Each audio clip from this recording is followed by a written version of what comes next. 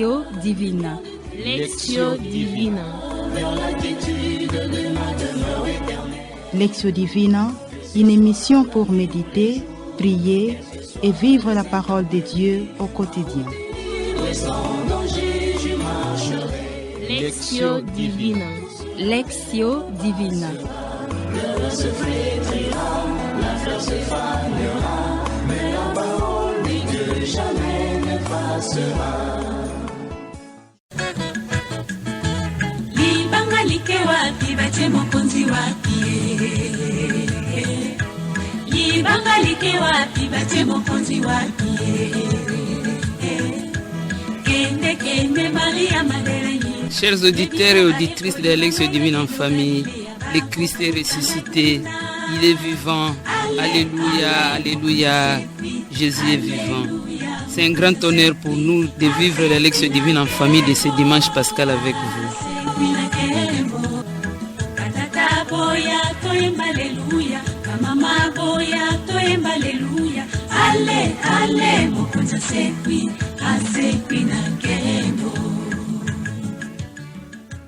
La Lectio Divine en famille est une émission produite par les sœurs filles de Saint-Paul avec la collaboration de membres de l'Institut Sainte-Famille et le concours de Pauline Audiovisuel. En ce dimanche 17 avril 2022, dimanche de Pâques, l'évangile qui guide notre Lectio Divina est celui de Saint Jean apôtre au chapitre 20, du 1er au 9e verset.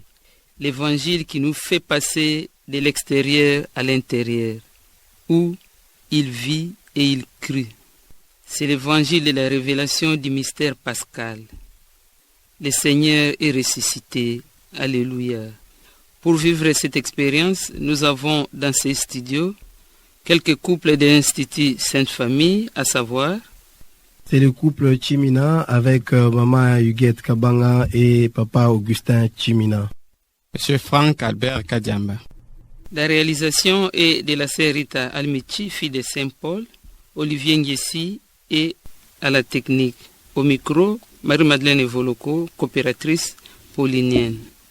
Maintenant, à l'écart de nos tourments et du bruit de nos maisons, préparons-nous à participer avec recueillement à notre Lectio Divina.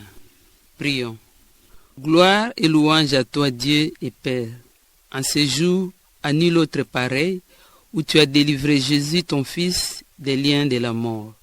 Avec Marie-Madeleine, Pierre, Jean et les autres témoins du tombeau vide, tu veux conduire tous les hommes de bonne volonté vers les vivants, qu'il ne faut plus chercher parmi les morts.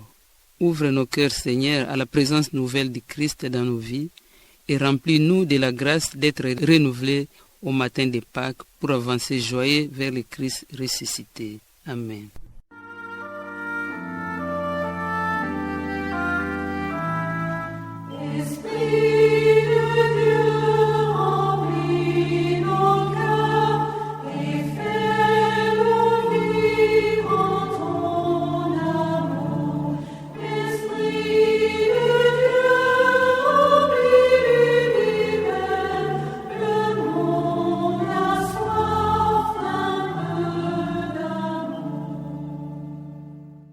L'évangile qui guide notre Lectio Divine en famille de ce dimanche pascal est celui de Jean au chapitre 20, du 1er au 9e verset, comme annoncé.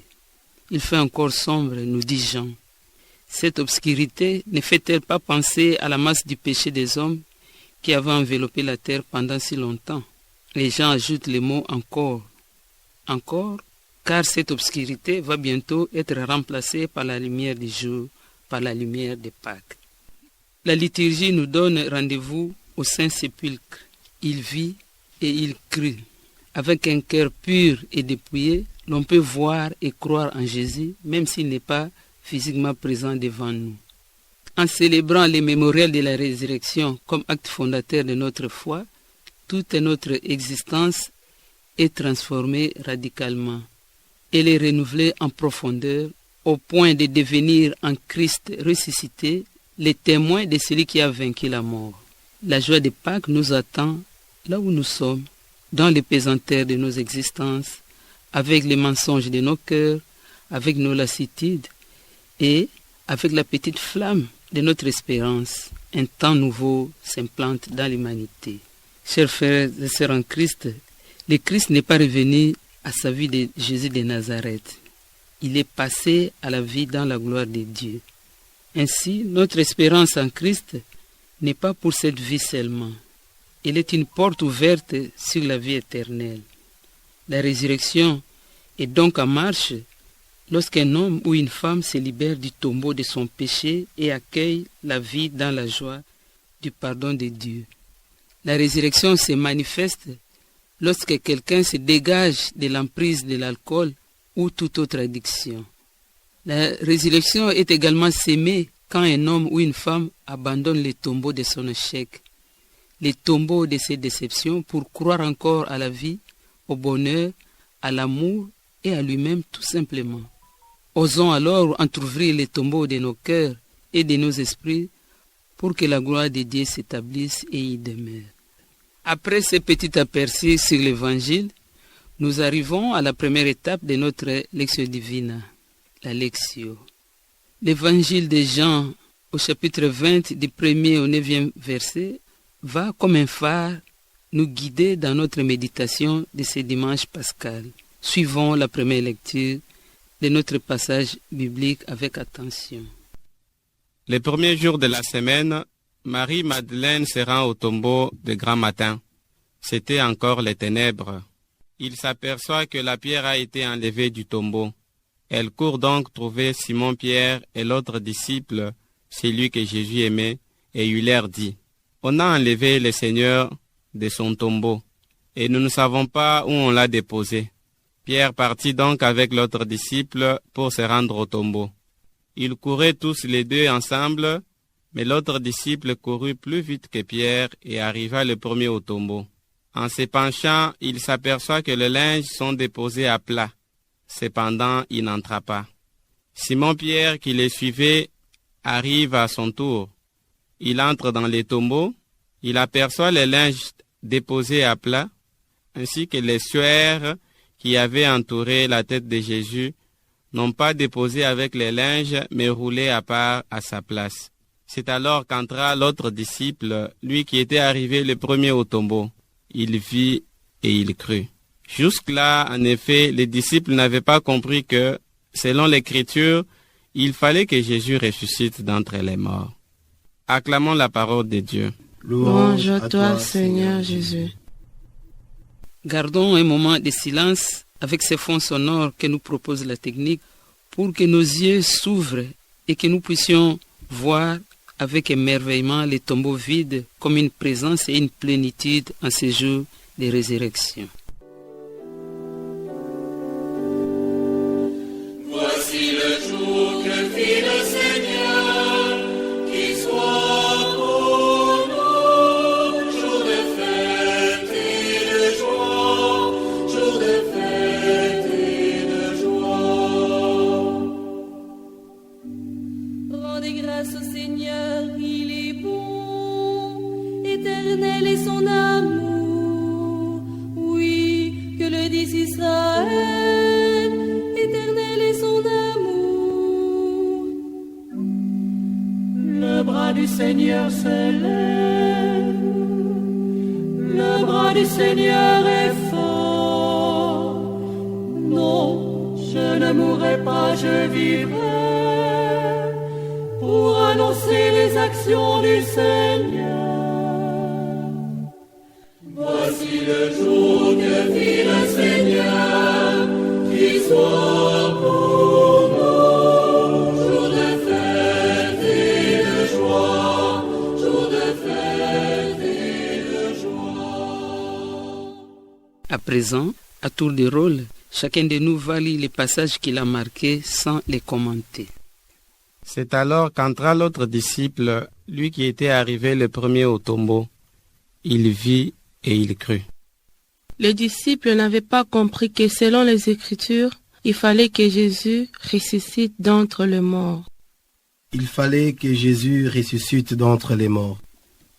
Après cet échange, nous passons à la méditation, deuxième étape de notre Lectio Divina. Pendant ces moments de méditation, chacun de nous peut se poser toutes ces questions, se demander quel regard je porte sur ma vie. Suis-je sorti du tombeau de mon égoïsme pour vivre un vrai amour? Ai-je roulé la pierre du découragement qui m'emprisonne et m'empêche d'aller de l'avant? À présent, dans un moment de joie, partageons les fruits de notre méditation en commençant par la lecture du passage qui nous a marqués. L'attitude du disciple bien-aimé de Jésus nous a beaucoup plus intéressés. Il arrive d'abord le premier, il laisse Pierre entrer. Finalement, il entre, il voit les signes, c'est-à-dire le linge, et il croit. Ce passage m'a beaucoup plus intéressé parce que plusieurs fois dans ma vie, même en voyant les signes de la miséricorde de Dieu, les signes vivants de son amour pour moi, j'ai toujours résisté à les croire ou j'hésite à les croire. Je cherche plutôt les signes extraordinaires pour confirmer dans ma vie que exactement le Christ est ressuscité. Il est là pour moi, il est à côté de moi, il me secourt dans tout ce que je fais. Mais je cherche des signes extraordinaires. Alors que le seul fait que je me lève le matin, le seul fait que je vois le soleil s'élever, le seul fait que je me rende compte que les gens qui sont tout autour de moi m'aiment, c'est déjà un signe patent que le Seigneur est ressuscité dans ma vie, que le Seigneur m'aime et qu'il m'accompagne. Alors, pourquoi résister à la foi alors que ces signes sont patents? Mais aussi un autre volet est que ma foi n'est pas liée exactement aux signes extérieurs, comme il est écrit, « Heureux ceux qui croient sans avoir vu ». Nous sommes dans une période où on ne voit pas le Christ en train de ressusciter. Mais cela ne nous entrave pas à ne pas croire en lui. Voilà pourquoi ce passage m'a beaucoup plus intéressé. Pour moi, ce passage me montre que les disciples de Jésus ne s'attendaient pas que Jésus pouvait ressusciter d'entre les morts. Et ce verset me montre ainsi que Jésus est réellement le Fils du Dieu vivant et que rien, même pas la mort, n'a aucun pouvoir sur lui. Et selon les Écritures, il fallait qu'il ressuscite d'entre les morts. C'est pourquoi, aujourd'hui, moi, en tant que disciple et fille de Dieu, je dois ressusciter avec lui en apportant aux autres la bonne nouvelle. Je dois me détacher de tout ce qui me mène à la mort. Je dois ressusciter avec lui dans ma façon d'agir, de se comporter, et partout où je passe, je dois apporter la lumière du Christ ressuscité d'entre les morts. Ce passage me révèle l'importance de la résurrection du Christ, qui est le fondement même de ma foi. N'eût été la résurrection du Christ, qu'est-ce que je serais devenu? Sinon que mort, mort à jamais. Avec la résurrection du Christ, le Seigneur nous révèle qu'après la mort, il y a la vie éternelle dans le Christ. Le Seigneur m'apprend que sans le Christ, ma vie n'est que morte, mais qu'avec le Christ, ma vie est pleine et éternelle. Il m'invite donc à courir, pas seul, mais accompagné de mes frères et sœurs, afin d'aller à la rencontre du Christ ressuscité et à l'instar de Marie, l'annoncer aux autres, afin qu'ils puissent aussi courir vers le Christ ressuscité, afin de bénéficier aussi de cette résurrection en ayant la vie et la vie éternelle. Après cet échange enrichissant, nous voici à l'oratio, troisième étape de notre Lectio Divina, où la parole méditée devient prière. À présent, en digne témoin de la résurrection, adressons nos prières au Seigneur. Seigneur, augmente en moi la foi de croire que tout ce que tu veux dans ma vie est bon, tout ce qui m'arrive vient de toi. Croire aussi que tu es ressuscité, croire que tu es mon Seigneur et Sauveur, croire en toi comme mon maître, croire en toi comme mon guide.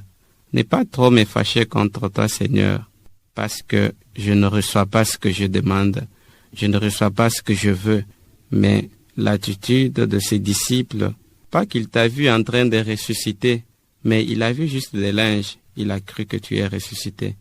Il n'a pas cru que tu es volé et que quelqu'un d'autre a déplacé ton corps. Il croit que tu es ressuscité.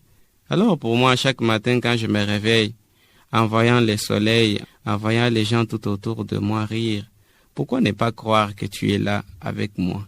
Pourquoi ne pas croire que tu es là dans ma vie? Apprends-moi, Seigneur, à avoir la foi et à en croire en toi. Amen. Je te bénis, Seigneur, pour la résurrection de ton Fils qui m'a apporté la lumière et la joie. Viens ressusciter avec moi dans ma maison, dans ma famille et dans ma vie quotidienne. Amen. Gloire et louange à toi, Seigneur, pour ces dons précieux de la vie que tu nous donnes par le Christ ressuscité. La vie par la manière de ce monde, mais la vie selon que toi, Seigneur, tu l'as conçue et donnée à l'humanité. Donne-moi de ressusciter avec le Christ, avec moi toute ma famille, mes frères, mes amis, que je puisse être apôtre, disciple du Christ ressuscité et témoin fidèle de cette résurrection, de par ma vie de tous les jours, que je puisse amener et aider les autres à pouvoir rencontrer le Christ ressuscité, afin que nous puissions ensemble bénéficier de la vie donnée gratuitement par le Christ. Amen. Chers auditeurs et auditrices de Lectio Divina en famille, nous voici à la fin de notre lecture priante. C'est par notre manière de vivre désormais que nous pourrons montrer que le Christ est vivant et qu'il transfigure ceux et celles qui accueillent sa force de vie. Nous vous disons merci pour l'intérêt que vous portez à cette émission. Merci à tous les couples de l'Institut Sainte Famille qui ont collaboré à la production de cette émission, particulièrement au couple Chimina avec maman Higuette et papa Augustin et monsieur Franck Kadiamba. Merci à la sœur Rita Almichi qui était à la réalisation. Merci également à Olivier Nguessi pour son apport technique. Au revoir et à la prochaine sur la même fréquence, même heure et même jour. C'était au micro Marie-Madeleine Evoloko et Yenga, coopératrice paulinienne.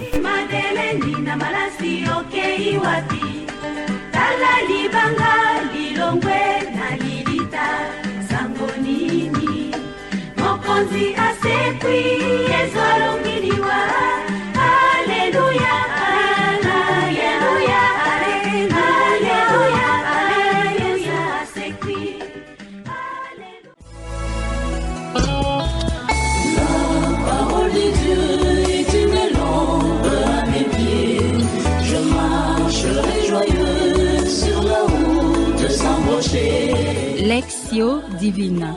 Lectio Divina. Lectio Divina, une émission pour méditer, prier et vivre la parole de Dieu au quotidien. Lectio Divina. Lectio Divina. Le roi se flétrira, la fleur se fanera, mais la parole dit que jamais ne passera.